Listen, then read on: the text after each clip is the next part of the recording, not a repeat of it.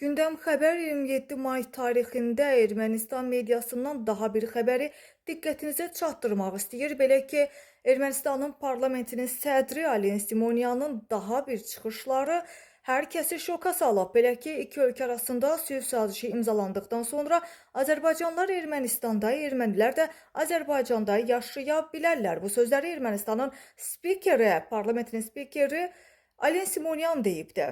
Simonyan bildirir ki, sülh müqaviləsi imzalanandan sonra ermənilər Bakıda yaşayan Azərbaycanlılar da vaxtilə məskunlaşdıqları ərazilərə qayıda bilərlər. O, sülhün bərpasından sonra hər iki ölkə ərazisində ticarət əlaqələrinin ola biləcəyini də qeyd edib.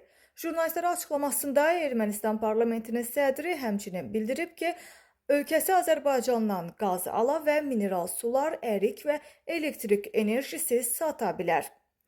Ermənistanın və Azərbaycanın sakinləri bir-birləri ilə ticarət əlaqələri qurmağa, ünsiyyət yaratmağa və bütün mümkün yollarla qarşılıqlı əlaqədə olmağa çalışacaqlar. Yoxsa deyirlər ki, divar çəkiləcək, alver olmayacaq, hətta salamlaşmayacağıq.